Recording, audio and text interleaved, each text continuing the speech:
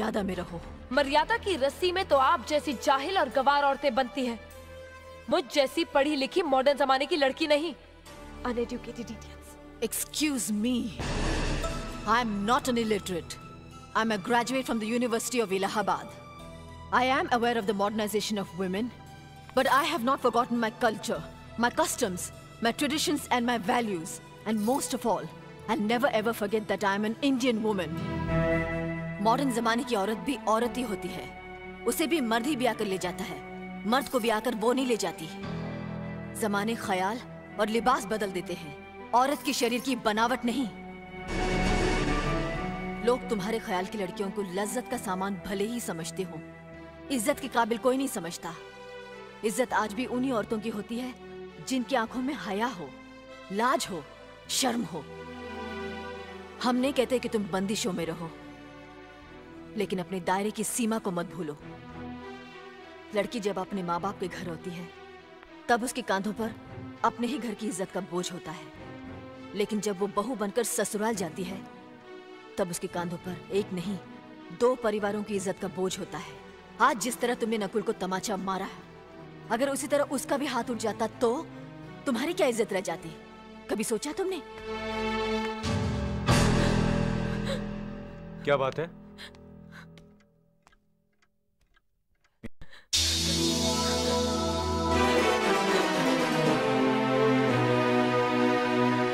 क्या हुआ भाभी? कुछ नहीं। मीना कह रही थी कि उसे खाना बनाना नहीं आता। हमने सोचा कि 2-4 खरी खोटी सुनाने से ही सीखेगी, सो सुना दिया। बस रोने लगी। क्यों अर्जुन, हमें तुम्हारी बीवी को डांटने का भी हक नहीं? क्यों नहीं, आप हमारी भाभी माँ हैं। आप मार सकती हैं, डांट सकती हैं, कुछ भी कर सकती हैं।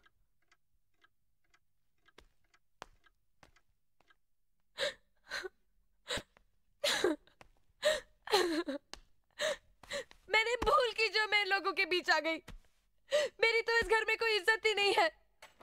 जब देखो तो सब मेरी इंसल्ट करते रहते हैं। मैं कब से रो रही हूँ, तुम पूछ भी नहीं रहे हो कि मैं क्यों रो रही हूँ। बेकार रो रही है तो कौन पूछेगा? अच्छा, तो मैं तुम्हारे लिए और इस घर के लिए बेकार हो गई हूँ। अरे बेकार तो तुम हो गए अपने परिवार के बीच में रहकर। मैं कब से बोले जा रही हूँ और तुम हो के सुन ही नहीं रहे हो। इंसान की चीख सुनकर लोग शुभ अशुभ का विचार करते हैं, लेकिन जब मेंढकी को जुकाम होता है, उसकी चीख की कोई परवाह नहीं करता। ये मत भूलो कि जब मेंढकी चिल्लाती है तो आंधी और तूफान आते हैं। आंधी और तूफान आएंगे तो उसका नतीजा तुम्हें ही भुगतना पड़ेगा। तो फिर ठीक है, अब मैं तुम्हारे साथ तब भी रहूंगी जब तुम मेरे साथ मेरे डैडी के घर रहोगे।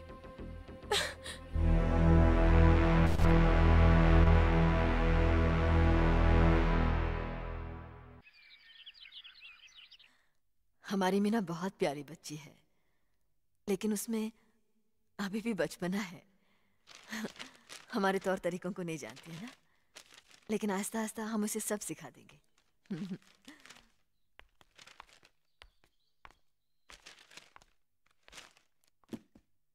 बड़े भैया, ये अपने घर जाना चाहती है।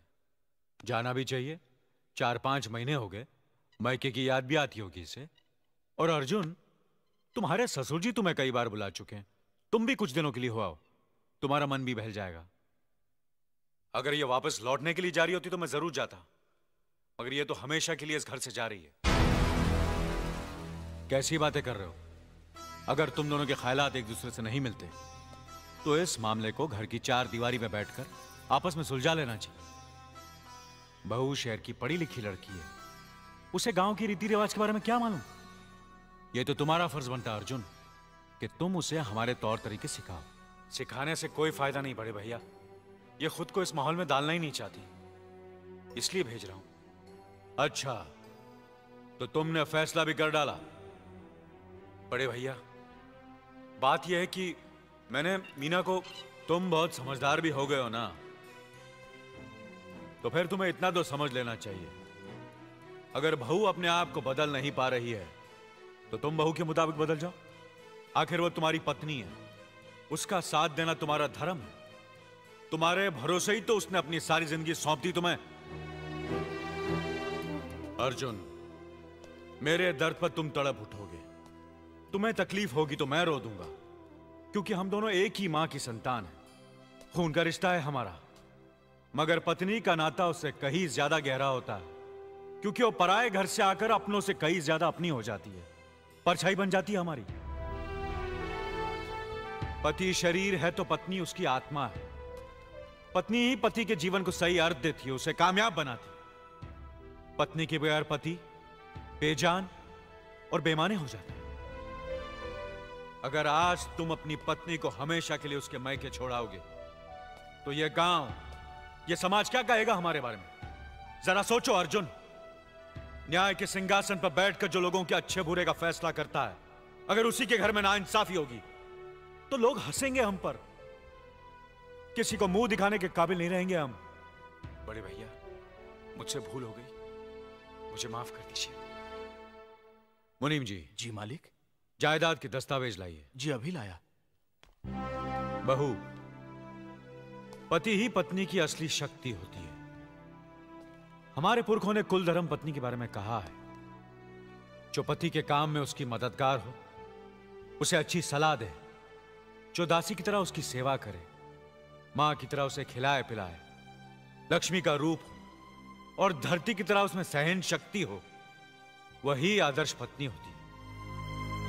औरत की सोच मर्द का मुकद्दर बनाती है। वो जब बनाने पर आती है तो कुटिया को महल कर देती है, और जब बिगाड़ने पर उतरती है तो महल को मिट्टी का ढेर बना देती है।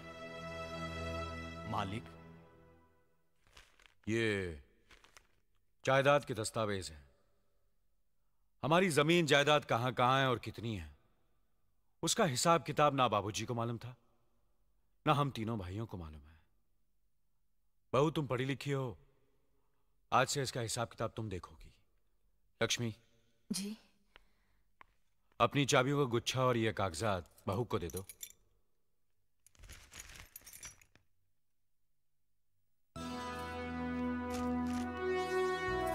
आज से तुम इस घर की मालकिन हो।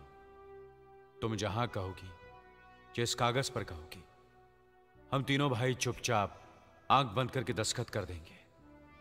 जैसा कहोगी वैसा ही करेंगे। बस एक ही विनती है बहू, हम तीनों भाइयों को अलग करने का ख्याल अपने मन में कभी आने मत देना।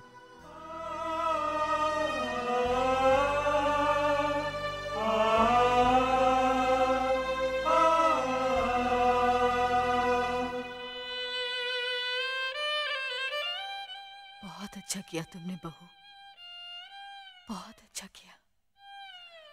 इनकी आंखों में आंसू देखने की हमने सपने में भी उम्मीद नहीं की थी, लेकिन तुमने हमें दिखा दिया। बहुत अच्छा किया तुमने, बहुत अच्छा किया।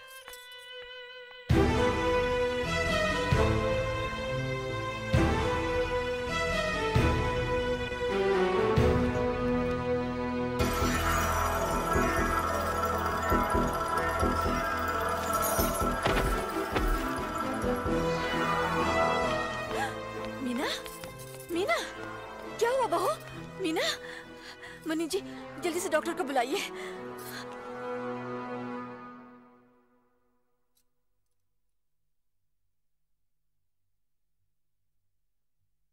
घबराने की कोई बात नहीं, ये माँ बनने वाली है।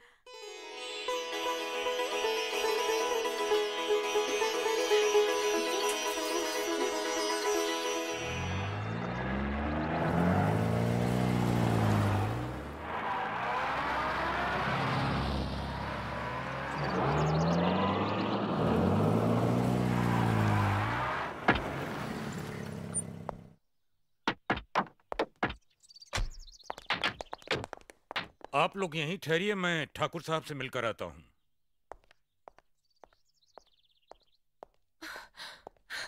डैडी, डैडी, कैसी हो बेटी? What a pleasant surprise. आने की खबर भी नहीं की।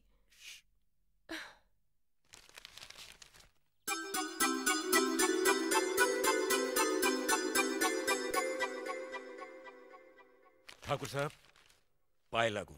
समधी जी, आप अचानक यहां कैसे? तशरीफ रखिए, बैठिए ना। आपके बराबर बैठने की मैंने कभी गुस्ताखी नहीं की, तो आज कैसे करूंगा? बहुत दिनों बाद हम लोग मिल रहे हैं। कहिए आपका कारोबार कैसे चल रहा है?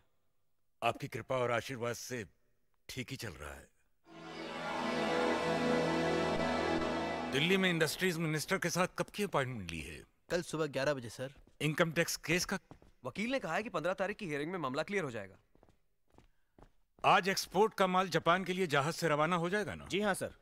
नमस्ते ठाकुर साहब। नमस्ते नमस्ते नमस्ते। अरे दीनानाथ जी, आप लोगों ने यहाँ आने की तकलीफ क्यों की?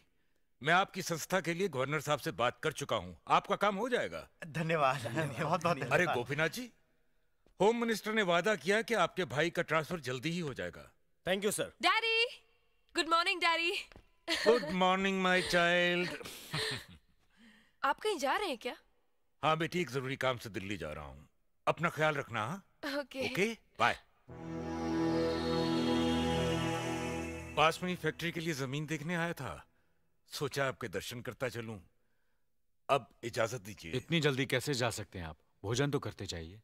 माफ कीजिए, आप तो जानते ही हैं, बाप बेटी के घर का खाना तो क्या, पानी भी नहीं पी सकता। शहर में रहकर भी अभी भी आप इन बातों को मानते हैं?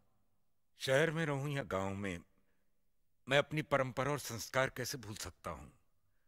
आखिर मैंने इसी मिट्टी में जन्म लिया है।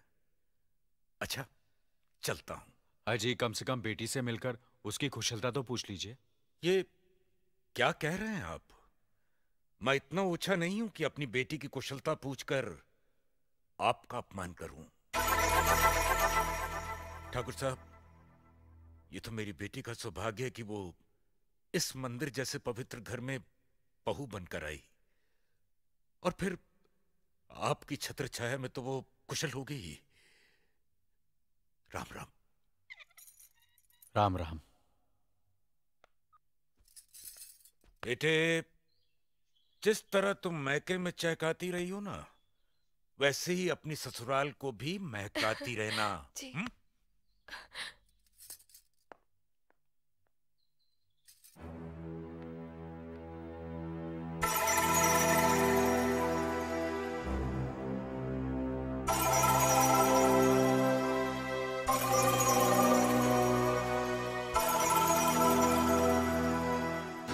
आप तो उम्र में बड़े हैं ना, किससे किस तरह की बात की जाती है, इतनी तमीज तो आपको आनी चाहिए। Minded, minded, minded. बड़े भाई, मुझे माफ कर दीजिए। क्या हुआ? मुझे माफ कर दीजिए। ये क्या कर रही हो? अपने पापों का प्रायश्चित कर रही हूँ। मैंने आप जैसे देवता का अपमान किया है, आपका दिल दुखा है, मुझे माफ कर दीजिए बड़े भैया, मुझे माफ कर दीजिए, मुझे माफ कर दीजिए। लक्ष्मी, मुझे माफ कर दीजिए बड़े भैया, बड़े भैया मुझे माफ कर दीजिए, मुझ पर तरस खाकर मुझे माफ कर दीजिए बड़े चलो उठो, भैया। तुम्हें ऐसे नहीं बैठना चाहिए, मुझे माफ इससे कर बच्चे पर असर पड़ेगा बेटे। मैं आपकी भी दोषी हूँ दीदी। आपने जेठानी की जगह माँ बनकर मेरी गलतियों को बर्दाश्त किया, और मैं अब भागन आपकी बेटी न बन सकी। मुझे माफ कर दीजिए दीदी, मुझे माफ कर दीजिए। अब चुप भी हो जाओ। तो हमने कब तुम्हारी बात का बुरा माना? हाँ पगली, रोते नहीं, रोते नहीं।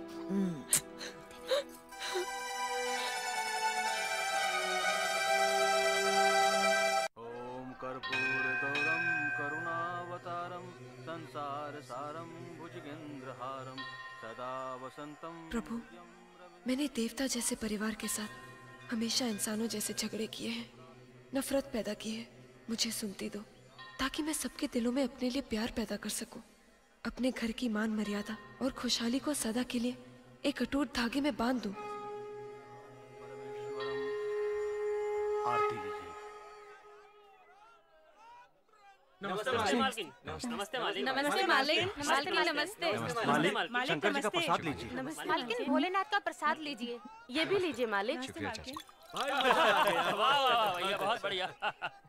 मालिक, मालिक ठंडाई पी के जाइए। ठंडाई? मालकिन, हाँ, आप इसमें भी भंग वंग तो नहीं है ना? नहीं नहीं मालिक, इसमें लीजिए कुछ ना नहीं। मालकिन। पक्का? पाला मिल गया। अरे गांव के लोगों सुनो,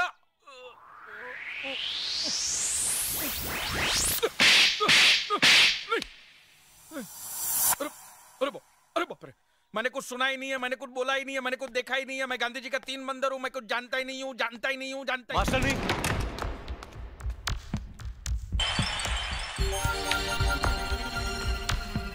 मास्टरनी।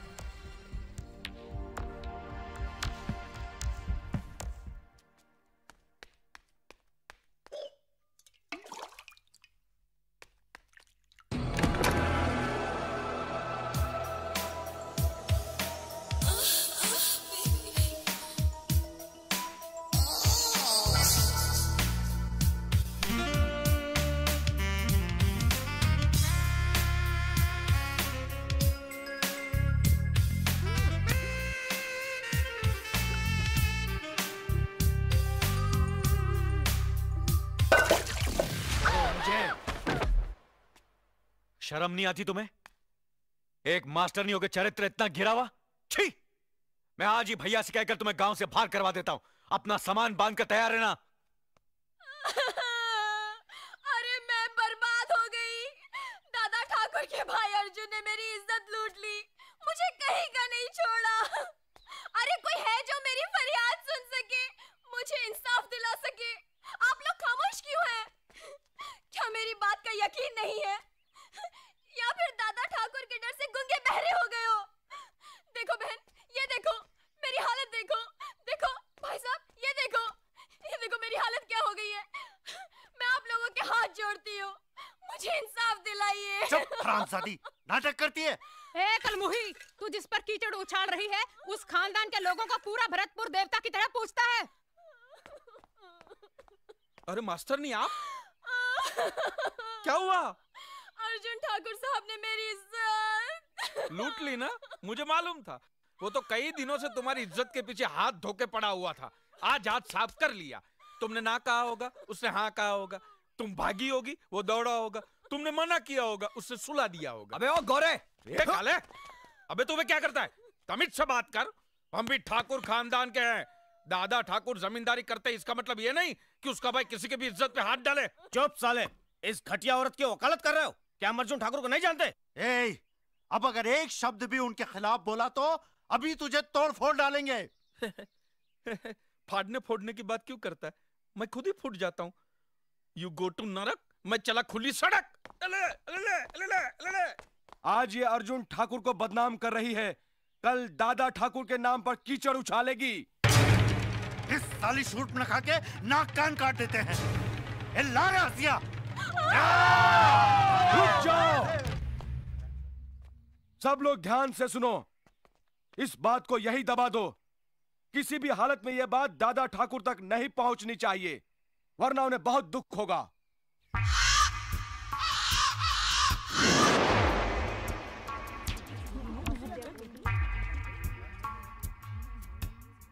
मेरी मौत का कारण दादा ठाकुर का भाई अर्जुन है। ये कैसे हो गया? हमने सोचा भी नहीं था कि आत्महत्या कर लेगी।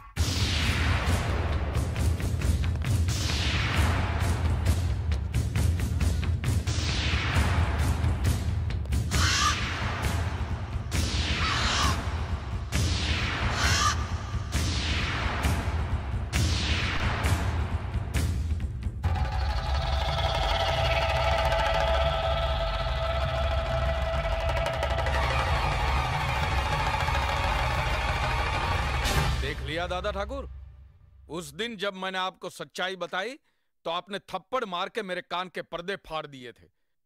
और कल ये जब बेचारी न्याय के लिए दुहाई दे रही थी, इन लोगों से इंसाफ पाने के लिए मिन्नतें कर रही थी, तब इन्हीं लोगों ने उसे उल्टा, वेश्या और गंदी गंदी गालियां देकर यहां से भगा दिया था। ऐसा क्यों किया आप लोगों ने? हम समझ रहे थे ये अर्जुन ठाकुर पर झूठा इल्जाम लगा रही है, इसलिए आपकी इज्जत की खातिर इसे भगा दिया। मेरी इज्जत करने वाले ऐसा काम नहीं करते। माफ कीजिए, गलती हो गई हमसे। मगर अब इंसाफ से गलती नहीं होगी। मुनीम जी, पंचायत बुलाइए। इंसाफ आज और अभी होगा।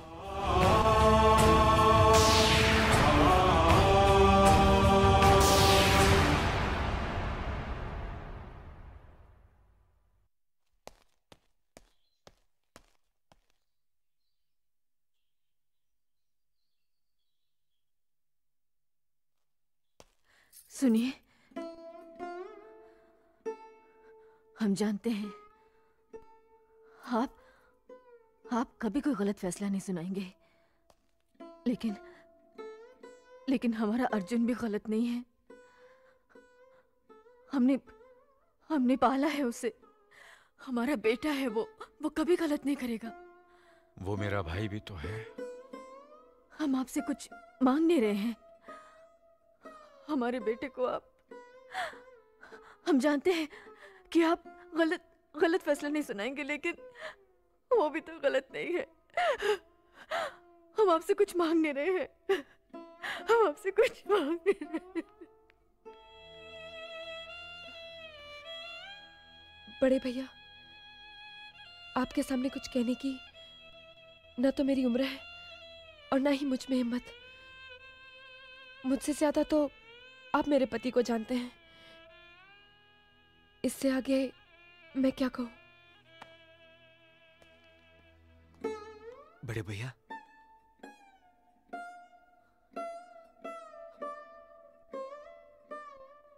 कुछ नहीं।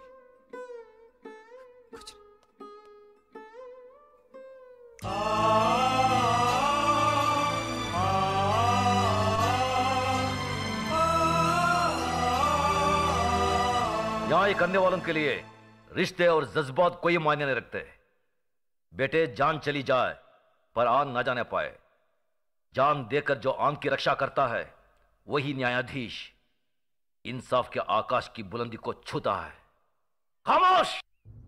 तुम्हारे इन मगरमच्छ के आंसुओं को देखकर गजराज ठाकुर का दिल नहीं पसीजेगा। अगर तुमने गलती की है तो सजा जरूर मिलेगी। ठाकुर साहब, इस पर गलत इल्जाम लगा है। आप तो मुझे जानते हैं, जिंदगी में कभी कोई गलत काम नहीं किया मैंने। ये तो मेरा ही भाई है, एक ही माँ के पेट से पैदा हुए हैं हम। रावण और विभीषण भी तो एक ही माँ की पेट से पैदा हुए थे। ये तुम्हारा भाई है तो ये जरूरी नहीं कि ये गलती नहीं कर सकता। ठाकुर साहब, क्षमा कर दीजिए। पहली बार क्षमा करने का मतलब है दूसरी बार गलती करने का मौका देना, यही ना मुनीम जी? हाँ मालिक, 100%। कल पंचायत में फैसला होगा। ठाकुर साहब, एक बार और सोचिए। गजराज ठाकुर ने एक बार कहा तो समझ लेना 100 बार कहा। लेकिन मालिक,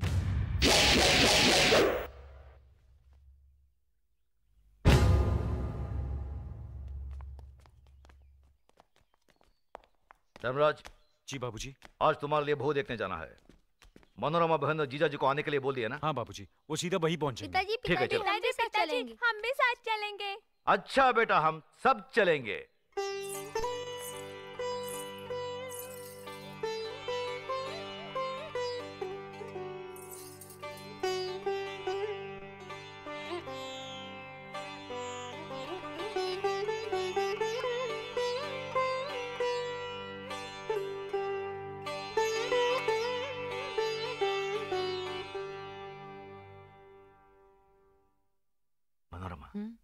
लड़की कैसी लगी? इससे क्या पूछते? बहुत ही सुंदर है। जीजा जी, हमें आपकी नहीं अपनी बहन की राय चाहिए। तुम बताओ मनोरमा, कैसी लगी? भैया, पहले मैं इसकी परीक्षा लूंगी तब बताऊंगी। सुनो, मैं जब तुम्हें देखने आया था तो मैंने कौन सी परीक्षा ली थी तुम्हारी? किस मुंह से परीक्षा लेते हैं? हमारे पिताजी ने तो तुम्हारा नाम सुनते ही शादी से मना कर दिया था। वो तो तुमने हाथ पांव जोड़कर हमें मनाया था, तब शादी हुई थी। बड़े आए इम्तिहान लेने वाले। मनु बहन, पसंद तुम्हें करनी है, तगड़ा इम्तिहान लेना। हाँ। सुनो भैया, कान ठीक है, बहरी नहीं है। लक्ष्मी, खड़ी हो जाओ तो। जरा इधर उधर चल के दिखाना।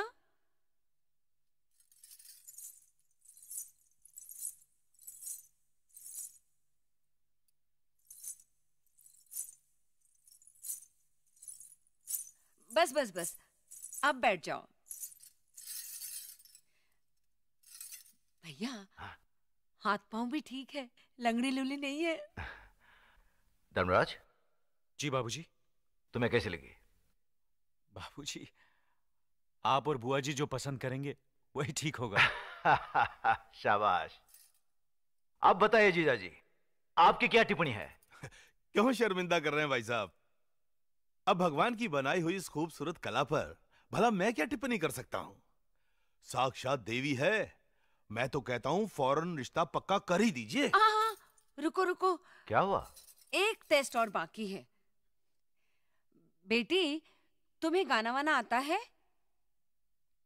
मनोरमा, ये सब जरूरी है क्या? आप चुप रहो भैया, मालूम तो करने दो।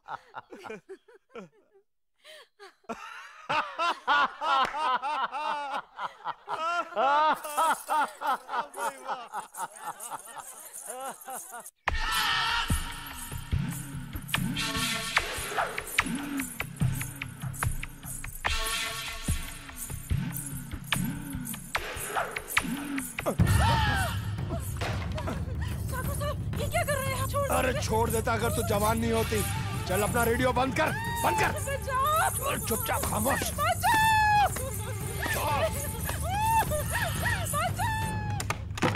सुनो सुनो सुनो, जगन्नाथ ठाकुर ने गरीब मजदूर औरत का बलात्कार किया है। कल पंचायत में ठाकुर साहब अपना फैसला सुनाएंगे।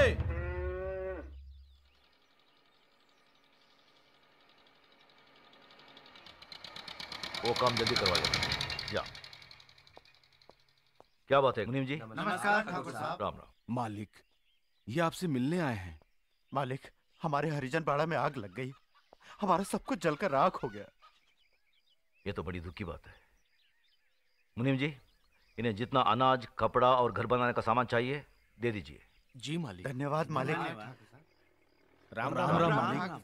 हमारे रामपुर गांव में हमने गरीब बच्चों के लिए एक स्कूल खोला है, आपकी मदद चाहिए। बहुत अच्छा काम किया। मुनीम जी, जी स्कूल के बच्चों के लिए दोपहर का खाना, दूध, किताब, सब चीजों का इंतजाम कर दीजिए।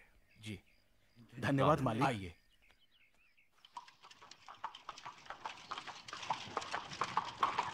अरे मनु आ रही है। धनराज। जी बाबूजी। तुम्हारी बुआ आ रही है, उनके बैठने का इंतजाम कराओ। जी बाबूजी। ठीक है जाओ। आओ बहन, आओ आओ। पाए लागू भैया। जीती रहो। नमस्ते बुआ जी। बैठो। खुश रहो। क्या बात है, इतनी धूप में यहाँ?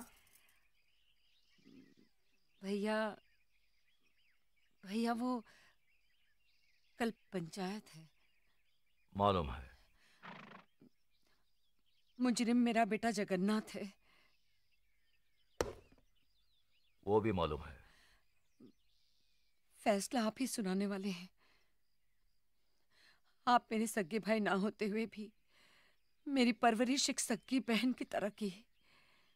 मेरी डोली को कांधा दिया और एक मां बनकर मेरी गोद भराई की रस्म पूरी करके आपने मेरी झोली खुशियों से भर दी। आज उन सारी खुशियों का दारोमदार आपके फैसले पर है भैया। जगन्नाथ अभी नादान है भैया, अच्छे बुरे की उसे समझ नहीं है। उसकी नादानी, नासमझी और बचपने को देखते हुए उसकी इस भूल को आप क्षमादान कर सके तो मैं।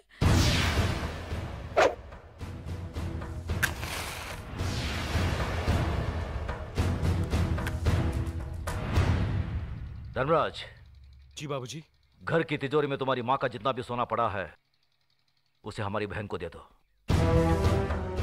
देखो बहन, रामपुर में जो हमारा 50 एकड़ आम का बगीचा है हम उसे तुम्हारा नाम लिख देते हैं, और गंगानगर में जो हमारी 200 एकड़ उपजाऊ जमीन है उसे भी तुम्हें दे देते हैं। यही नहीं, अगर तुम हमारी जान भी मांगोगी तो हम उसे भी तुम्हारी सदके में छोड़ देंगे। लेकिन जिन्हें सदियों से हमारा खानदान अपना खून पिलाता आया है उस नीति, नियम और इंसाफ परिस्थिति को अब नहीं छोड़ सकते। मगर भैया, अगर आप चाहे तो।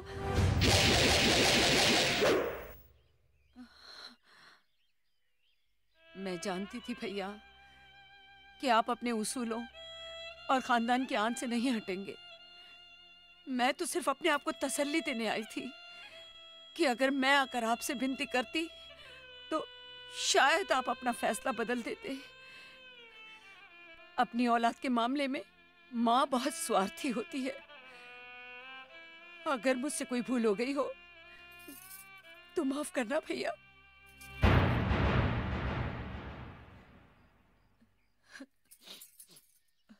बुआ,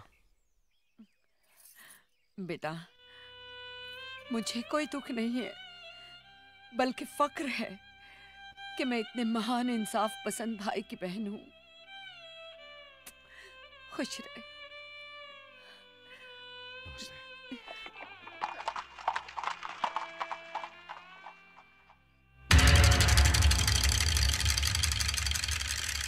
अरे रामू, जल्दी से बग्घी तैयार कर, ठाकुर साहब पंचायत के लिए निकल रहे हैं।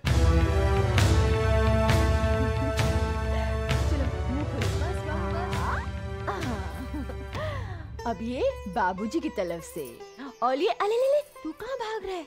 और ये मेरी तरफ से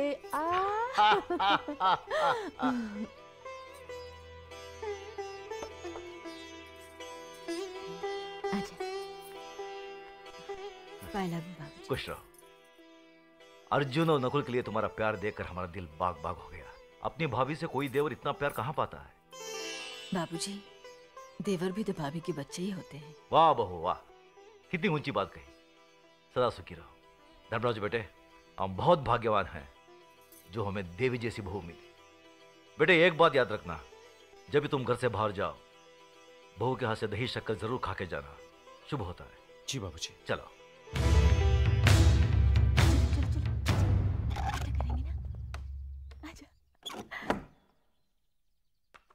टाटा पिताजी। टाटा पिताजी। चले बाबूजी। चलो।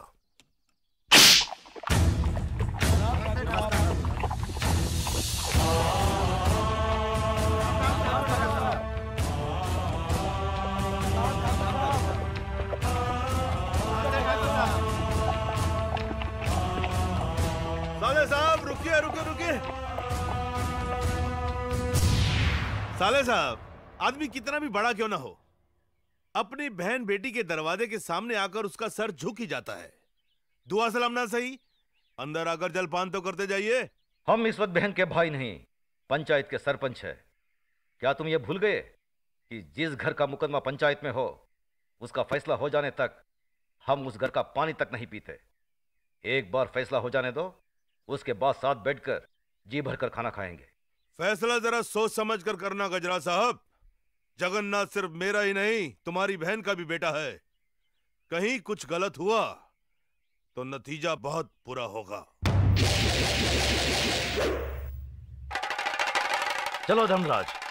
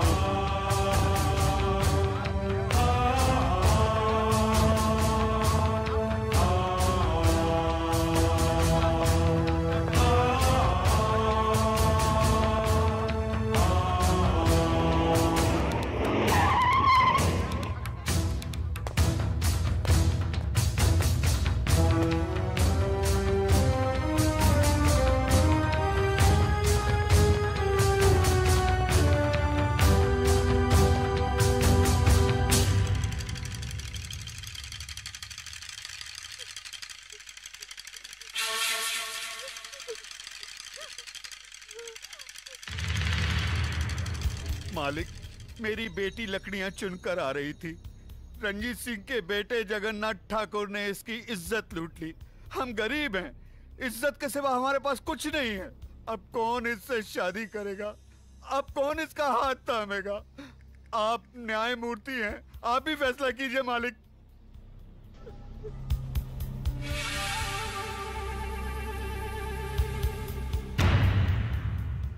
इस बात का कोई चश्मदीद गवाह है? मैं हूँ मालिक। तुम्हारा पायल से कोई रिश्ता है? जी हाँ, मैं इसकी काकी हूँ। तो फिर तुम्हारी गवाही नहीं मानी जाएगी। गवाही सिर्फ उसकी मानी जाएगी जिसने अपनी आंखों से देखा है, लेकिन इस लड़की के खानदान से उसका कोई रिश्ता ना हो। है कोई ऐसा साक्षी, ऐसा गवाह?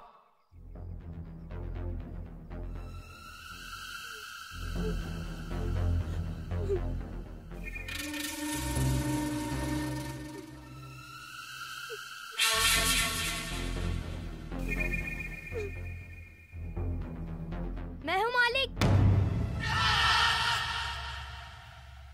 मैंने देखा है। तुमने क्या देखा है बेटे? मैंने देखा कि ये इस दीदी को जबरदस्ती अपने कंधे पे उठाकर पंपशीट में ले गया और दरवाजा बंद कर दिया।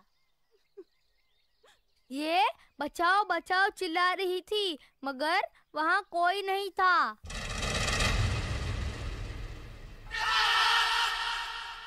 थोड़ी देर बाद जब ये बाहर आई तो इसके कपड़े फटे हुए थे और ये रो रो के कह रही थी कि मेरा सब कुछ लूट गया, मैं बर्बाद हो गई।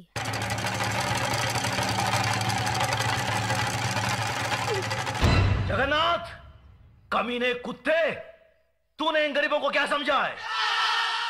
ये वो गरीब मजदूर हैं जिनके खून पसीने की बरकत से हमारी धरती पर हरियाली जागती है। हमारे सर पर जमींदारी का ताज इन्हीं गरीबों की बदौलत है, जिसके बदले में उन्हें 2 वक्त की रोटी 2 गज की चादर मिलती है। और तूने उसी चादर में घुसकर इस गरीब की इज्जत लूट ली। फिर तुझ में और जानवर में क्या फर्क रहा? मुनीम जी, देवी माँ के मंदिर से सिंदूर ले आओ। जी मालिक। पायल, तुम इधर आओ। जिन हाथों से मजबूर करके इस कमीने ने तुम्हारी इज्जत लूटी, आज ये उन्हीं हाथों से तुम्हारी मांग भरेगा, तुम्हें अपनी पत्नी बनाएगा। ये हमारा फैसला है। गजराज, अपना फैसला बदल दे। आंखें मत दिखा। ये नीच जिसके पांव अगर मेरी हवेली के फर्श पर पड़े तो फर्श गंदा हो जाए, इस 2 टके की लड़की को तुम मेरे घर की बहू बना रहे हो। तू नहीं जानता, जमींदारों में तो ऐसी बातें होती ही रहती हैं। मजदूर औरतों और मालिकों के बीच में ऐसे खेल तो अक्सर होते रहते हैं। कोई अपनी बीवी नहीं बनाता उन्हें। खामोश! मजदूर औरतों की इज्जत जमींदारों के बाप दादाओं के कोई जागीर नहीं होती जिसे वो अपनी मनमानी करे, रोन दे, कुचले। इज्जत इज्जत होती है, चाहे वो किसी ठाकुर की बेटी हो या किसी मजदूर की। पागल हो गया तू? तुझे इंसाफ करने की अकल नहीं है। तेरा अंजाम बहुत बुरा होगा गजराज।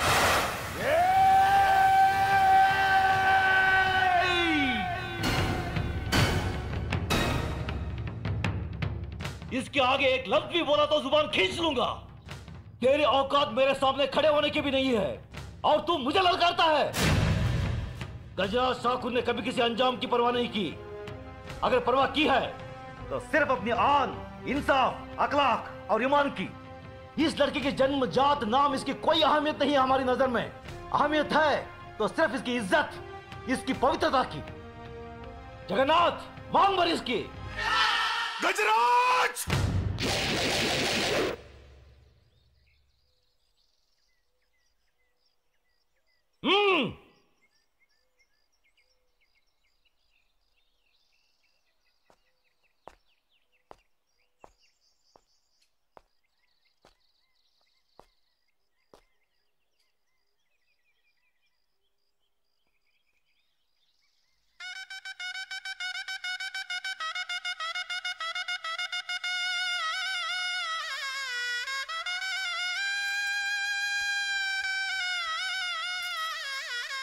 सदा फकीर हो बेटी।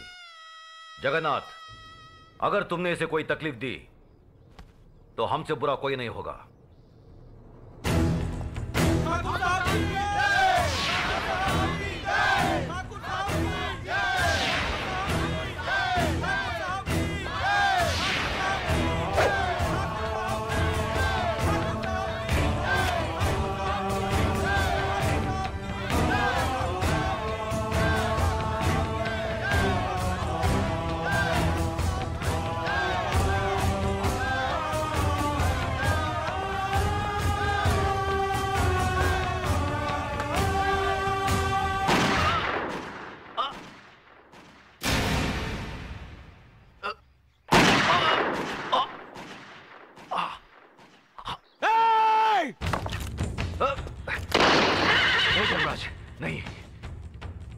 बुआ की बात उजाड़ना तुम्हारा धर्म नहीं है।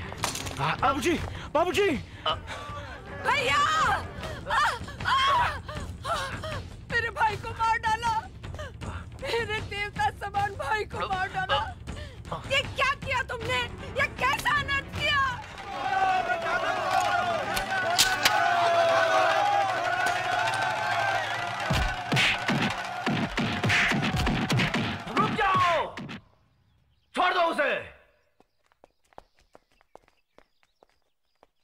जो अपराध उसने किया है उसकी सजा उसे जरूर मिलेगी।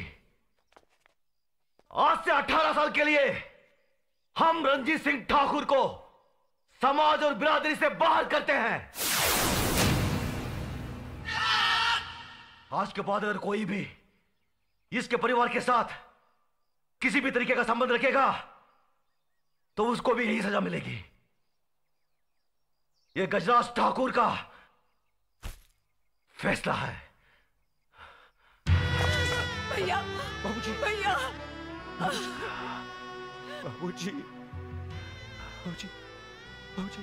धर्मराज, न्याय करने वालों के लिए रिश्ते और जज्बात कोई मायने नहीं रखते। बेटे, जान चली जाए पर आन ना जाने पाए। जान देकर जो आन की रक्षा करता है वही न्यायाधीश इंसाफ के आकाश की बुलंदी को छूता है।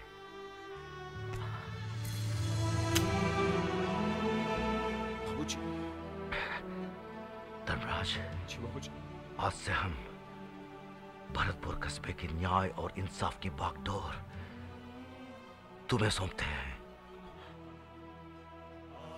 याद रखो बेटे, जिस दिन भी तुमने अनजाने में भी गलत फैसला किया तो समझ लो वही दिन तुम्हारी जिंदगी का आखिरी दिन होगा। बाबूजी, बाबूजी।